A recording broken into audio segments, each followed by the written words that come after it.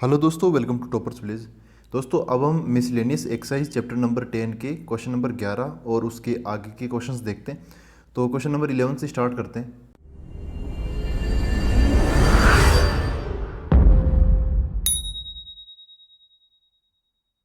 तो दोस्तों, question number 11 ये है, find the equation of the lines through the point 3,2 which make an angle of 45 degree with the line x minus 2y equal to 3। तो ऐसा question हम पहले भी देख चुके हैं और ऐसा क्वेश्चन अगला क्वेश्चन भी है, जैसे क्वेश्चन नंबर है ना 13, वो भी ऐसा ही क्वेश्चन है। इसमें डेटा नहीं दे रखा, बस वेरिएबल डाल रखा है। तो अपने वाले में यहाँ पर डेटा दे रखा है। तो जैसे इसको सोल्व करेंगे वैसे हम क्वेश्चन नंबर 13 को सोल्व करेंगे, ठीक है। तो ये जो इन्फॉर्मेशन है वो मैंने यहाँ पर लिख लिया है। जो पॉइंट है वो 3,2 है और इसके साथ में जो भी लाइन है, जैसे समझो कि इसका ग्राफ समझो कि ऐसे बन गया, ठीक है।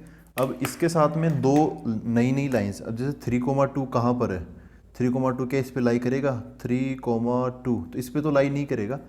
बात यह है कि इससे ऐसे बन रही है दो लाइन्स, एक समझ लो ऐसे बन गई, ठीक है। तो इसके साथ में ये 45 डिग्री हो गया और हो सकता है कि दूसरी लाइन कुछ इससे इधर की तरफ बन जाए, कुछ ऐसे बन जाए या फिर ऐसे समझ लो, ठीक है।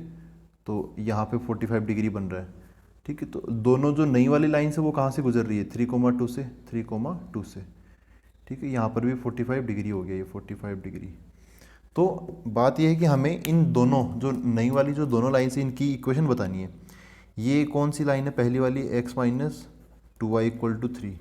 तो इसकी स्लोप कितनी है वो एक बार वो निकाल लेते हैं, क्योंकि देखो अल्टीमेटली दोनों की दोनों लाइन, नई वाली लाइंस इस पॉइंट से तो पास हो ही रही है 3,2 से, ठीक है। इसकी स्लोप नहीं पता हमें, इसकी स्लोप भी हमें नहीं पता है। तो इसके m1 स्लोप मान लेता हूँ, इसके m2 स्लोप मान लेता हूँ। तो दोनों ही स्लोप्स वाली जो लाइंस है m1 m2 वाली, वो इस पुरानी वाली लाइन के साथ कितना एंगल बनाती है, 45 डिग्री। अब वो 45 डिग्री हो सकता है कि इधर की तरफ बनाए तो ये वाली लाइन बन जाए, हो सकता है इससे नीचे की तरफ बनाए तो ये वाली लाइन बन जाए, ठीक है। तो दोनों ही देखना पड़ेगा। तो ये जो 45 डिग्री वगैरह है, ये एंगल जो भी चीज़ होती है ना, ये स्लोप से डील करती है। और जो पॉइंट ऐसे मिल जाए वो पॉइंट तो आपको मिल ही रहा है। तो अभी खेल चल रहा है ओनली स्लोप निकालने का। पॉइंट हमें पता है, पॉइंट पहले से पता, 3,2 क्वेश्चन में दे रखा है। तो सबसे पहले इसकी स्लोप निकाल लेते हैं, x minus 2y equal to 3। इसकी स्लोप कैसे निकालेंगे, स्लोप इंटरसेप्ट फॉर्म में चेंज करके। तो पहले मैं सबको उधर भेज देता हूँ, बस y को इधर रखने की कोशिश करूँगा। तो x उधर चला गया, minus 2y equal to minus X plus 3 हो गया। अब y का ऑप्शन क्या है, -2, उसको डिवाइड कर दूंगा। तो y बराबर क्या हो गया, -x अपॉन -2 और इधर की तरफ 3 अपॉन -2। सोल्व करेंगे इसको तो y इक्वल टू माइनस से माइनस कट जाएगा, क्या बच जाएगा, x/2 और माइनस का 3/2, यहाँ पे माइनस का 3/2 ऐसा बच जाएगा, ठीक है। तो ये हमें मिला। अच्छा, अब इसकी स्लोप क्या है, जैसे इसको आप इससे कंपेयर कर लो, y बराबर mx प्लस c से। तो आप देख सकते हो x के साथ में क्या होता है, m होता है। यहाँ पर x के साथ में क्या है, 1/2। तो m कितना हो गया यहाँ पे, 1/2, ठीक है, ऐसा हो गया। अब आगे आते हैं। तो जैसा कि हम जानते हैं कि जैसे दो लाइंस के बीच में एंगल दे रखा है, तो वो फॉर्मूला, उस फॉर्मूले की ज़रूरत है जो कि होता है क्या है, एंगल बिटवीन टू लाइंस वाला एक फॉर्मूला होता है ना, कौन सा, लेट लेट क्या, यहाँ पे एंगल दे रखा है, एंगल बिटवीन लाइंस कितना दे रखा है, 45 डिग्री।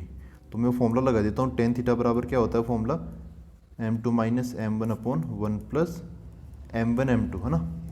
अब इसमें से एक, इसकी जो स्लोप है ना उसको तो मैंने m मानना है, और दूसरी वाली जो लाइन है उसकी स्लोप m1 या m2, इनमें से कुछ ना कुछ मानना है। तो मैं m डैश ले लेता हूँ ना, m डैश ले लेता हूँ, जो न्यू लाइन्स है उनकी स्लोप, और जो ओल्ड लाइन है उसकी स्लोप m ले लेता हूँ, जो कि हमें यहाँ पे मिल गया कितना, 1/2, ये 1/2, ठीक है। हमें न्यू लाइन वाली स्लोप ये चाहिए, m डैश चाहिए। तो ये सब सारी चीज़ें मैं यहाँ पे लगा देता हूँ। अच्छा, ये बताओ थीटा कितना आएगा, 45 डिग्री। तो यहाँ पे tan थीटा ये बन जाएगा tan 45 degree equal to m2, तो ये m डैश आ गया, माइनस m1 ये 1/2 आ गया, अपॉन यहाँ पे 1 plus m dash into m2 की जगह 1/2 आ जाएगा, ठीक है। इसको सोल्व करते हैं। tan 45 डिग्री कितना हो गया, 1 हो गया, इक्वल टू मोड ऑफ, ये एलसीएम लेके थोड़ा सोल्व कर लेते हैं। ये 2 जाके इससे मल्टीप्लाई होगा तो 2m माइनस 1 अपॉन 2 बन जाएगा। देखो ऊपर वाले का एलसीएम 2, नीचे वाले का एलसीएम 2 कट जाएगा, तो वो लिख नहीं रहा मैं। ये 2 आगे इससे मल्टीप्लाई होगा तो 2 plus m dash into 1 m dash, अच्छा ये m डैश है, ऐसा बन गया। अब देखो दोस्तों यहाँ पर ना इसका जो यहाँ पे इसका मॉडुलस है ना वो कितना है 1। अगर मैं इसका मॉडुलस हटाऊंगा तो इसका अंदर वाले का आंसर क्या आएगा +-1। कैसे? यहाँ पर जो कुछ भी लिखा है उसका जो मॉडुलस है, देखो इसका मॉडुलस ले रखा है ना, तो उसका आंसर कितना है 1। तो अगर मैं यहाँ पर ऐसा समझूँ कि अंदर वाला नंबर क्या रहा होगा, ऐसा क्वेश्चन पूछूं, तो अंदर की तरफ यहाँ पे मॉडुलस के अंदर हो सकता है 1 रहा हो क्योंकि 1 का मॉडुलस 1 बन गया, या फिर -1 रहा हो क्योंकि -1 का मॉडुलस भी 1 होता है। तो ये कुछ भी हो सकता है, तो ऐसा बन जाएगा। एक बार प्लस का यहाँ से 2 केस बना लेता हूँ। एक बार यहाँ पे 2m-1/2 + m-1 ले लेता हूँ, और एक बार 2m-1/2 + m- इसकी वैल्यू में -1 ले लेता हूँ। ठीक है, दोनों को अलग अलग सोल्व कर लेता हूँ। तो इसको क्रॉस मल्टीप्लाई किया तो ये बन गया 2m-1 = ये मल्टीप्लाई होगा तो कोई फ़र्क ही नहीं पड़ेगा, 2 + m- आ जाएगा। ये m- इधर से इधर ले आऊँगा तो ये कम हो जाएगा, एक है ना माइनस में हो जाएगा इधर इसमें, तो m- ये 1 उधर चला गया तो कितना हो गया 3 हो गया, उसमें 1 + 2 बन जाएगा। ये यहाँ पर देखें क्रॉस मल्टीप्लाई करें तो ये हो गया 2m-1 = ये उधर जाके -1 से मल्टीप्लाई होंगे तो इनका साइन बदल जाएगा, -2 - m- हो जाएगा। वो जो m- है उसको इधर ले आऊँगा तो ये 3m- हो जाएगा, और ये 1 उधर चला जाएगा तो 1 - 2 हो जाएगा, तो -1 हो जाएगा। तो ये कितना हो गया 3m- = -1, तो m- कितना हो गया यहाँ पर -1/3। ठीक है, तो अब देखो इनमें से ना 2 आंसर आ गए, यहाँ पर इनके 2 आंसर आ गए, m- की वैल्यू 3 या फिर m- की वैल्यू -1/3।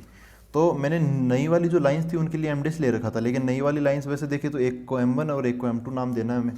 तो इसको मान लो कि ये मैंने m1 नाम दे दिया, इसको मैंने m2 नाम दे दिया। ठीक है, तो अब दोनों की दोनों नई वाली लाइंस 3,2 से तो गुजर ही रही है, तो इसके साथ में भी मैं 3,2 पॉइंट ले लूँगा और ये वाली स्लोप लेके एक लाइन बना दूंगा।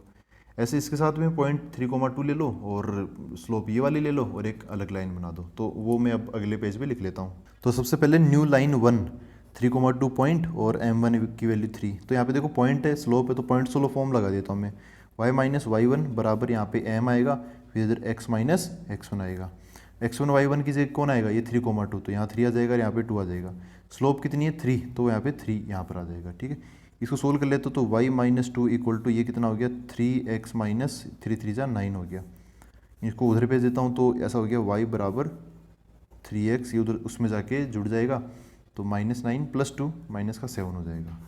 ठीक है, ऐसे ही अगली वाली जो 2 लाइंस होगी एक्चुअली ऐसी, तो दूसरी लाइन निकाल लेता हूँ, लाइन नंबर 2। इसके लिए भी पॉइंट क्या है 3,2 ही है, लेकिन इसकी जो स्लोप है ना m2 वो कितनी होगी, यहाँ पे दे रखा है अभी हमने निकाला -1/3 होगी। तो इस बार लाइन की इक्वेशन बन जाएगी y - y1 कितना 2 = m कितना -1/3 इंटू x - x1, x1 कितना 2 है ना, सॉरी 3 3 थी ना 3, ये रहा -3।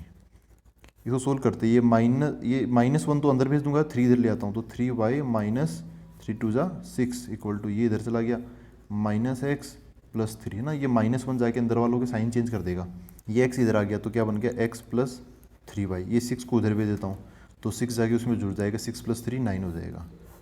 तो ये लाइन और ये लाइन, ये 2 आंसर यहाँ पर बन गए। अब हम अगला क्वेश्चन देखते हैं। देखो दोस्तों क्वेश्चन नंबर 12 ये कह रहा है find the equation of the line passing through the point of intersection of the lines 4x + 7y - 3 = 0 and 2x - 3y + 1 = 0 that has equal intercepts on the axes. तो ऐसा है कि हमें एक नई लाइन बतानी है जो कि इन दोनों लाइन्स के पॉइंट ऑफ इंटरसेक्शन से गुजरे। ठीक है, और उस लाइन की एक और खासियत है कि वो एक्सेस है ना, मतलब एक्स एक्सिस वाई एक्सिस दोनों पर इक्वल इंटरसेप्ट्स बनाती है, मतलब एक्स एक्सिस पे अगर 5 इंटरसेप्ट बनाती है तो वाई एक्सिस पर भी 5 का, ऐसे। तो ये इन्फॉर्मेशन है। तो सबसे पहले देखो पॉइंट ऑफ इंटरसेक्शन तो निकालना ही पड़ेगा, तो वो निकाल लेते हैं। इन दोनों इक्वेशंस को सोल्व कर लेता हूँ। कैसे यहाँ पे सोल्व करेंगे, तो एलिमिनेशन मेथड लगाने की सोच रहा हूँ मैं, क्योंकि वो आसान लग रहा है। एक्स का कोएफिशिएंट यहाँ पे 4 है, यहाँ पे एक्स का कोएफिशिएंट क्या 2 है, तो इसका डबल कर लेता हूँ ना। तो एक बार इक्वेशंस को दोबारा लिख लेता हूँ मैं, 4x + 7y - 3 = 0। इस दूसरी इक्वेशन का डबल करके लिख लेता हूँ ताकि 2x का 4x हो जाए। इसका डबल करूँगा तो ये क्या मिल जाएगा 4x - 6y + 1 का डबल क्या हो जाएगा 2 = सब सारे नंबर ही डबल हो जाएंगे। ये हो गया माइनस प्लस माइनस, ये कट गया, तो ये कितना हो गया 7 और 6 13 13y और -3 - 2 - 5 = 0। तो y की वैल्यू कितनी आ गई, देखो ये 13y माइनस 5 है, तो 5 उधर जाएगा, फिर 13 डिवाइड में, तो 5/13 हो जाएगा। y की वैल्यू मिल गई मेरे को 5/13, तो वो y की वैल्यू उठाकर मैं किसी इस इक्वेशन में डाल देता हूँ, दूसरी वाली में। क्या है, 2x माइनस 3y, y की जगह क्या आ जाएगा 5/13 प्लस 1 इक्वल टू 0। तो इसको सोल्व करेंगे तो ये 2x 5 3 जा कितना हो गया 15 हो गया, और इन सबको उधर भेज देता हूँ, तो ये 15/13, ये तो माइनस का इधर उधर जाके प्लस का हो जाएगा, और ये जो 1 है वो माइनस का हो जाएगा। क्या बचा यहाँ पे 2x इक्वल टू, ये माइनस हो जाएगा 15 माइनस 13, तो 2/13 हो जाएगा, 2 से 2 कट जाएगा, x की वैल्यू 1/13 हो गई। तो अब हम बोल सकते हैं कि जो पॉइंट ऑफ इंटरसेक्शन है वो कितना आया, x की वैल्यू 1/13, y की वैल्यू 5/13। ठीक है, यहाँ से वो लाइन गुजरेगी अपनी नई वाली लाइन। अच्छा, यहाँ पर क्या बोला, इक्वल इंटरसेप्ट्स, तो इंटरसेप्ट्स हैं, है ना, 2 इंटरसेप्ट है। तो देखो मैं आगे जाके ये फॉर्म लगाऊंगा, इंटरसेप्ट फॉर्म। इसमें x के नीचे x इंटरसेप्ट, y के नीचे y इंटरसेप्ट। तो क्वेश्चन में क्या बोला कि इक्वल इंटरसेप्ट्स है, इसका मतलब इसके नीचे देखो क्या है, एक बार ये फॉर्म लिख लेता हूँ, और a और b बराबर है इसके अकॉर्डिंग, है ना, क्वेश्चन के अकॉर्डिंग। तो यहाँ पर मैं फॉर्म कौन सी लगाऊंगा, ऊपर लिख देता हूँ इंटरसेप्ट फॉर्म। इंटरसेप्ट फॉर्म हम लगाएंगे x/a plus y/b equal to 1, ये वाली फॉर्म लगाएंगे। तो क्वेश्चन के अकॉर्डिंग क्या है कि a और b बराबर है ना, x के नीचे x इंटरसेप्ट है a, y के नीचे y इंटरसेप्ट है b। तो क्वेश्चन के अकॉर्डिंग क्या है, इक्वल इंटरसेप्ट, मतलब a बराबर b है। तो एक बार आप सोचो, जब a बराबर b हम इस इक्वेशन में डालेंगे तो क्या बन जाएगा, x/a plus y/a equal to 1 बन जाएगा। तो ये a और a एल्सियम लेके हम उधर भेज देंगे, तो क्या मिल जाएगा, x प्लस वाई बराबर, ये a और a उधर चला गया तो a, ऐसा बन गया। तो अब हम उस पर काम नहीं करेंगे, हम इस पे काम करेंगे, तब भी अपना काम चल जाएगा, क्योंकि इक्वल इंटरसेप्ट है। अच्छा, क्वेश्चन में क्या बोला है कि यहाँ पे ये जो अपनी वाली लाइन है ना, वो इस पॉइंट ऑफ इंटरसेक्शन से गुजरती है, 1/13 5/13। तो ये जो पॉइंट है वो इस लाइन को क्या करेगा, सेटिस्फाई करेगा। हम क्या करेंगे, ये वाला पॉइंट उठाएंगे और इसके अंदर पुट कर देंगे। तो 1/13 यहाँ पे डालो, तो x की वैल्यू 1/13 और y की value 5/13 equal to a। Solve करेंगे तो 1 और 5 कितना हो गया, 6/13 इक्वल टू a हो गया। तो ये a की वैल्यू हमें पता चल गई, यहाँ पे a ही तो अननोन था, वो भी पता चल गया। तो a की वैल्यू वापस 6/13 उसके अंदर पुट कर दो, तो क्या मिल जाएगा हमें, x प्लस वाई बराबर a की जगह कितना, ये 6/13 ये अपना आंसर बन गया। आप चाहो तो इसको थोड़ा बहुत और मॉडिफाई कर सकते हो। ठीक है, अब हम देखते हैं अगला क्वेश्चन, क्वेश्चन नंबर 13। तो देखो दोस्तों, क्वेश्चन नंबर 13 ये है, show that the equation of the line passing through origin and making an angle theta with the line y equal to mx plus C is y/x equal to m, यहाँ पे plus minus है ना, ऐसे आएगा plus minus, जो कि अभी हम देखेंगे कैसे आएगा। तो m plus minus tan theta upon 1 minus plus m tan theta, तो ऐसे है। ठीक है, तो ये हमें प्रूव करना है, एक ऐसी लाइन बतानी है, कुल मिला के हमें एक लाइन बतानी है जो कि ओरिजिन से पास होती है, और इस जो पहले से एक लाइन दे रखी है y बराबर mx प्लस सी, इससे थीटा एंगल बनाती है। तो देखो कैसे करेंगे, ये इन्फॉर्मेशन है। तो मैं एक छोटा सा रफ डायग्राम बना देता हूँ। समझो कि ये y बराबर mx प्लस सी है ना, वो ऐसे है, ये y बराबर mx प्लस सी ये है। तो अब इस लाइन के साथ में हमें एक नई लाइन पता करनी है जो कि इसके साथ में कितना एंगल बनाए, थीटा। वो थीटा हो सकता है नीचे बनाए या फिर हो सकता है थीटा ऊपर बनाए। ठीक है, तो अच्छा इसकी स्लोप क्या है, इसकी स्लोप तो आप ध्यान से देखो कि y बराबर mx प्लस सी, ये तो स्लोप इंटरसेप्ट फॉर्म ही है, तो इसकी जो स्लोप है वो तो x के साथ ही मिल जाएगी m, तो इसकी स्लोप m ही है, हम हमेशा m ही काम में लेंगे, m की वैल्यू निकालने की कोशिश नहीं करेंगे। अच्छा इसकी स्लोप क्या है, इसकी स्लोप तो पता नहीं है ना, इसकी स्लोप तो हमें पता नहीं है, तो इसकी स्लोप को मैं क्या बोल देता हूँ, m डैश बोल देता हूँ, m डैश। तो अच्छा इस रेड वाली लाइन की एक और खासियत है कि ये जो रेड वाली लाइन है वो कहाँ से पास होती है, ओरिजिन से, है ना, 0,0 से। तो इस पर एक पॉइंट भी है 0,0। तो कुल मिला के यहाँ पर 2 चीज़ें चाहिए होती है हमें लाइन के लिए, एक तो पॉइंट और एक स्लोप। तो पॉइंट तो पता है, स्लोप नहीं पता, तो स्लोप को क्या मान लिया मैंने, m डैश। स्लोप कैसे निकालेंगे, इन दोनों लाइंस के बीच में कितना एंगल है, थीटा। तो मैं वो जो एंगल बिटवीन 2 लाइंस होता है ना, वो फॉर्मूला लगा दूंगा यहाँ पे, टेन थीटा का फॉर्मूला। टेन थीटा का फॉर्मूला क्या होता है, m2 minus m1 upon m2 minus m1। तो यहाँ पे m1 m2 तो है नहीं, आप एक जगह m2 की जगह समझ लो m डैश है, और m की जगह m ही है, m1 की जगह m है ना। तो ऐसा बन जाएगा m dash minus m 1 plus m dash into m, इतना हो गया।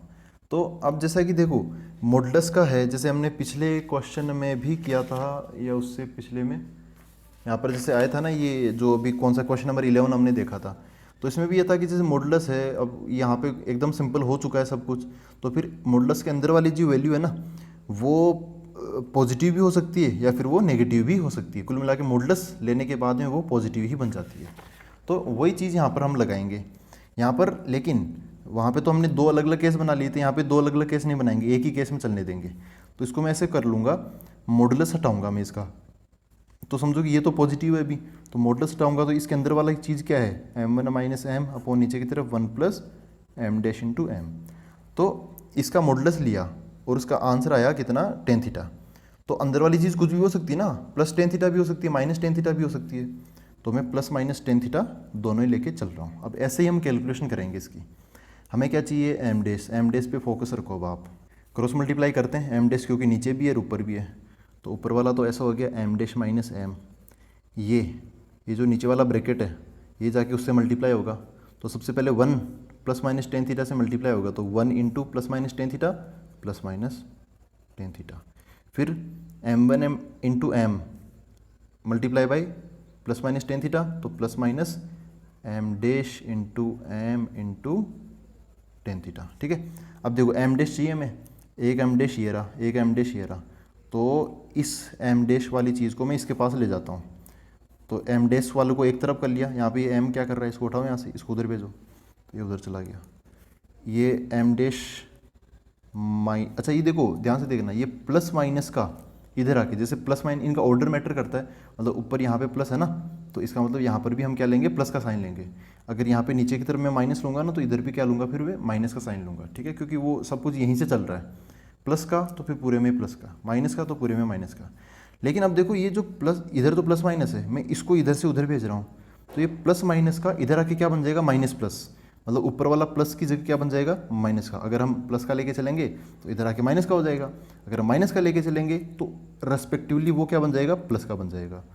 तो ये बाकी चीज़ें नहीं बदलेगी, M dash into M into tan theta, ये नंबर उधर चला जाएगा, तो उधर कौन है ऑलरेडी, ये plus minus theta tan theta है, ये माइनस एम उधर जाएगा तो क्या बन जाएगा एम, और वो तो रहेगा ही रहेगा प्लस माइनस टेन थीटा।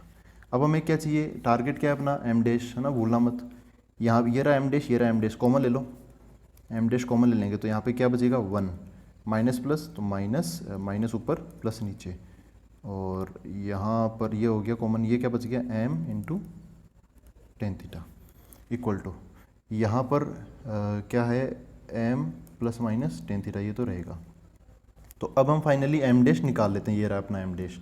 इस चीज़ को उधर भेज देता हूँ, तो देखो ऐसा मिलेगा हमें, M dash equal to, R H S में कौन है ऑलरेडी, पहले उसको लिख लेता हूँ मैं, M plus minus tan theta नीचे की तरफ डिवाइड में, एम डैश के साथ में मल्टीप्लाई में क्या था, ये था, तो उधर नीचे डिवाइड में चला जाएगा, 1 minus plus M tan theta, 1 minus plus M tan theta, तो ये हो गया।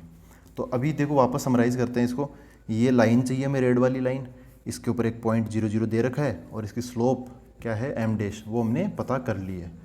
तो स्लोप पता चल गई, पॉइंट पता चल गया, तो मैं लगा देता हूँ by point slope form, point slope form लगा देता हूँ। तो क्या होगा, y माइनस यहाँ पे y1 बराबर यहाँ पे स्लोप आएगी इंटू x माइनस x1। तो यहाँ तो पॉइंट आ जाएगा x1 y1, अपना पॉइंट क्या है, 0 0 है ना, 0 0, तो यहाँ पर भी 0 आ जाएगा और इधर भी 0 आ जाएगा, कोई कन्फ्यूज़न ही नहीं है। यहाँ पर स्लोप कितनी है, एम डैश, एम डैश मतलब ये इतनी बड़ी वैल्यू, तो क्या ये value, M plus minus tan theta upon नीचे की तरफ 1 minus plus M tan theta. तो इतना मतलब खतरनाक दिखने वाला जो क्वेश्चन था वो आसानी से हो गया, क्योंकि हम इससे पहले 2-3 क्वेश्चन हमने कर रखे हैं पहले से, इसलिए हो गया ये।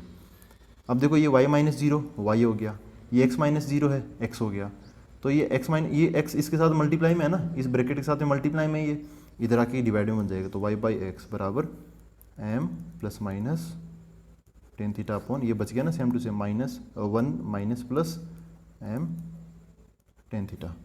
तो ये हो गया ये एक्सप्रेशन, यही एक्सप्रेशन हमें प्रूव करना था कि ये जो ऐसी लाइन है ना, उस लाइन की इक्वेशन ये होगी, देखो y by X M plus minus tan theta upon 1 minus plus M tan theta.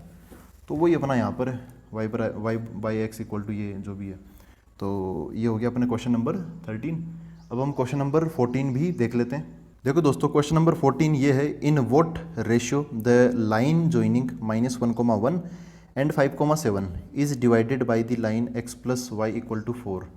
तो एक लाइन सेगमेंट बना लेंगे जो कि इन दोनों पॉइंट्स को ज्वाइन करेगी। तो उस लाइन सेगमेंट को अपना ये जो नई वाली लाइन है ना, ये मतलब दे रखी है क्वेश्चन में x प्लस वाई बराबर 4, वो किस रेशियो में डिवाइड करती है। अभी तक हम जनरली ये देखते थे, दो पॉइंट इनको ज्वाइन करने वाली जो भी लाइन है उसको एक नया पॉइंट किस रेशियो में डिवाइड करता है। इस बार लाइन काट रही है एक लाइन सेगमेंट को। तो ऐसा समझो, ये पॉइंट क्वेश्चन में दे रखा है, इसको मैं ए बोल देता हूँ, और ये पॉइंट भी दे रखा है, इसको मैं बी बोल देता हूँ। इनको मिलाने वाली लाइन तो वो करीबन कुछ ऐसी बन जाएगी, ठीक है, ऐसे बन गई वो लाइन सेगमेंट ही है। तो इस लाइन सेगमेंट को अपनी वाली जो लाइन x प्लस वाई बराबर 4, वो समझो कि कुछ ऐसे कट कर रही है, ठीक है। तो यहाँ पर किसी पॉइंट पे कट किया इसने, समझो कि इसने किस पॉइंट पे कट किया, P पॉइंट पर कट किया, ठीक है, ऐसे। तो अब ये जो x प्लस वाई बराबर 4 है, वो इस AB लाइन को किस रेशियो में कट कर रही है, AP रेशियो PB, है ना, इसमें कट कर रही है। और ये रेशियो हमें चाहिए, हमें क्या चाहिए, AP रेशियो PB, ये रेशियो हमें चाहिए। तो जब हम किसी पॉइंट ऐसे पता करना था कि कोई पॉइंट है वो किस रेशियो में डिवाइड कर रहा है, तो हम क्या मान लेते थे, K रेशियो 1। अब कई बच्चों को ये भी कन्फ्यूजन होता था कि K रेशियो 1 क्यों मानते हैं, जबकि जब हम सेक्शन फॉर्मूला लगाते हैं तो रेशियो M1 रेशियो M2 या फिर M रेशियो N वो मानते थे, ठीक है। तो वो भी मैं क्लियर कर देता हूँ। माना कि जो रेशियो में निकालना है AP रेशियो PB, वो मान लो कि M रेशियो N है, ठीक है। इसको थोड़ा अब M रेशियो N ये क्या होता है, रेशियो क्या होता है, एक डिवीजन ही तो होता है, M में N का डिवाइड कर दिया तो ये रेशियो आ गया। इसको आप ऐसे समझ लो, M ratio N divide by 1, ऐसा समझ सकते हो, है ना, इसकी वैल्यू यही तो होती है ना। तो अब ये जो है ना M बाई N, इसको आप K बोल दो, इस फ्रैक्शन को क्या बोल दो, K, तो K रेशियो 1। तो आप M रेशियो N को या फिर जो भी AP रेशियो PB है जो हमें निकालना है ना, क्वेश्चन मार्क है यहाँ पर, तो उसको आप क्या बोल दो, K रेशियो 1। तो यही बोल देता हूँ, let line x plus Y बराबर 4 divides AB in K ratio 1, ठीक है। अब देखो दोस्तों, यहाँ पर ना थोड़ी सी हमें अलग अप्रोच लगानी पड़ेगी। यहाँ पे तुम लिख तो देता हूँ K रेशियो 1। तो अभी मैंने यहाँ पे लाइन का नाम लिया x प्लस वाई बराबर 4। अब थोड़ी देर के लिए इस लाइन को भूल जाओ। अब अपना मेन टारगेट किस में होना चाहिए, P पर। क्या हम P पता कर सकते हैं, अगर K रेशियो 1 तो पता कर सकते हैं ना, P के कोऑर्डिनेट्स पता करो। अब थोड़ी देर के लिए इस लाइन को भूल जाओ, ऐसा भूल जाओ कि यहाँ कोई लाइन थी। ऐसा करना है हमें, A दे रखा है, B दे रखा है, रेशियो दे रखा है K रेशियो 1, आप P के कोऑर्डिनेट्स निकाल लो बस। तो देखो वो सेक्शन फॉर्मूला लगाते हैं। अब section formula, by section formula, यहाँ पर हमें किसके कोऑर्डिनेट्स चाहिए, P के कोऑर्डिनेट्स चाहिए। तो ये जो अब सेक्शन फॉर्मूला में क्या होता है, क्रॉस मल्टीप्लाई होता है, और P तो इन दोनों के बीच में ही है, तो इंटरनल डिवीजन आएगा। तो K जाके, अब देखो P का x कोऑर्डिनेट निकाल रहा हूँ, तो इनके x कोऑर्डिनेट की ही ज़रूरत पड़ेगी। फिर जब मैं P का y कोऑर्डिनेट निकालूंगा तो फिर मेरे को इनके y कोऑर्डिनेट्स की ज़रूरत पड़ेगी। तो x कोऑर्डिनेट कैसे निकालेंगे, K इधर उल्टा है ना, क्रॉस मल्टीप्लाई, ये K वालों का इससे काम है और 1 वालों का उनसे काम है। तो K इंटू 5, ये क्या बन जाएगा, 5K। 1 इंटू -1 तो -1, नीचे की तरफ इनको जोड़ देंगे, K प्लस 1। चलो इसका y कोऑर्डिनेट क्या होगा, तो K अब y वालों से मल्टीप्लाई होगा, K इंटू 7 K हो गया। फिर 1 इंटू 1 प्लस 1 हो गया। डिवाइड में क्या आएगा, K और 1 को जोड़ दो तो K प्लस 1, ऐसा बन गया। तो P के कोऑर्डिनेट्स आगे, इससे क्या ही ज़्यादा सोल्व करेंगे, सोल्व करना भी मत। अब है ना, वापस आप ये इस लाइन को याद करो, ये लाइन क्या है, x प्लस वाई बराबर 4।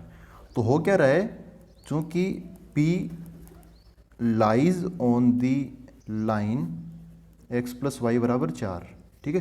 तो ये जो P के कोऑर्डिनेट्स है ना, वो इनको क्या करेंगे, सेटिस्फाई करेंगे, इस यानी इस इक्वेशन को सेटिस्फाई करेंगे। हमने क्या किया, एक कोई सा भी ऐसे रफ डायग्राम बना लिया और ढूंढने लगे कि भाई K रेशियो 1 में है तो K मतलब रेशियो क्या है ये बताओ। तो मैंने P पॉइंट ले लिया, K रेशियो 1 की मदद से ये P पॉइंट निकाल लिया। P के कोऑर्डिनेट्स आ गए, लेकिन ऐसे सिंपल कोऑर्डिनेट नहीं आए, ऐसे के फॉर्म में आए, लंबे चौड़े। तो अब ये P पॉइंट है ना, ये एक्चुअली दोनों लाइंस पे लाई कर रहा है, अपनी वाली लाइन पर भी लाई कर रहा है और AB पर भी लाई कर रहा है। तो AB की तरफ से तो काम हो गया सेक्शन फॉर्मूला लगा के। अब पी को हम इस लाइन पर लाई करवा देते हैं, मतलब सेटिस्फाई करवा देते हैं इसके कोऑर्डिनेट से इसको, तो उससे क्या होगा कि पी के कोऑर्डिनेट्स में कुछ अननोन चल रहा है, कौन, के की वैल्यू आ जाएगी यहाँ से। तो देखो x प्लस वाई, तो x की जगह x कोऑर्डिनेट, y की जगह y कोऑर्डिनेट यहाँ पे रख देते हैं। तो क्या है 5k माइनस 1 अपॉन के प्लस 1 प्लस y की वैल्यू क्या है, ये 7k प्लस 1 अपॉन के प्लस 1 बराबर, आंसर कितना है 4 है। तो अब बस ये है ना, ये क्वाड्रेटिक है, इसको सोल्व कर लेंगे। अपना टारगेट क्या है, A P by P B निकालना, जो कि किसके बराबर है, के रेशियो 1 के, मतलब के बराबर है। तो के का ये ना, ये क्या है, ये के ही तो है। के का आंसर आते ही हमें क्या मिल जाएगा, ये देखो सब कुछ बराबर है, के का आंसर आते ही हमें A P ratio P B मिल जाएगा और वो अपना आंसर बन जाएगा। तो के निकालना है बस। इधर इनका एलसीएम ले लेते हैं, तो एलसीएम कितना हो गया यहाँ पे, के प्लस 1, ये दोनों नंबर जुड़ जाएंगे क्योंकि डिनोमिनेटर तो सेम है। तो 5k plus 7k 12k, -1 plus 1 -1 plus 1 ये कट जाएगा, इक्वल टू 4। तो 12k अपॉन k प्लस 1 बराबर 4, इसको लिख लेता हूँ मैं, 12k प्लस कुछ नहीं है divide by k plus 1 equal to 4। इसको सोल्व करें तो 4 इस 12 को काटेगा तो यहाँ पे 3 बच जाएगा और यहाँ पे 1 बच जाएगा। तो 3k equal to k plus 1, इस k को मैं इधर ले आता हूँ, तो ये क्या बन गया 2k इक्वल टू 1। तो यहाँ पे k की वैल्यू कितनी आ गई 1/2, k की वैल्यू क्या आ गई 1/2। तो जो रेशियो हम ढूंढ रहे थे वो रेशियो क्या था, ये था A P ratio P B, है ना, A P upon P B, जो कि फाइनली किसके बराबर था, k रेशियो 1 के, या फिर बोले तो k के बराबर। k की वैल्यू कितनी है 1/2, तो जो रेशियो था वो कितना आ गया 1/2 आ गया, मतलब 1:2 आ गया। ठीक है, तो ये था ये क्वेश्चन नंबर 14। यहाँ के क्वेश्चन मतलब काफ़ी ट्रिकी भी है और मज़ेदार भी है, थोड़े लेंदी भी हो जाते हैं कई सारे क्वेश्चन, लेकिन आफ्टर ऑल बहुत सारे कंसेप्ट मिक्स मिलेगा आपको इनके अंदर। ठीक है दोस्तों, अब मिलते हैं हम अगले वीडियो के अंदर, आगे के क्वेश्चंस देखेंगे। Thank you very much.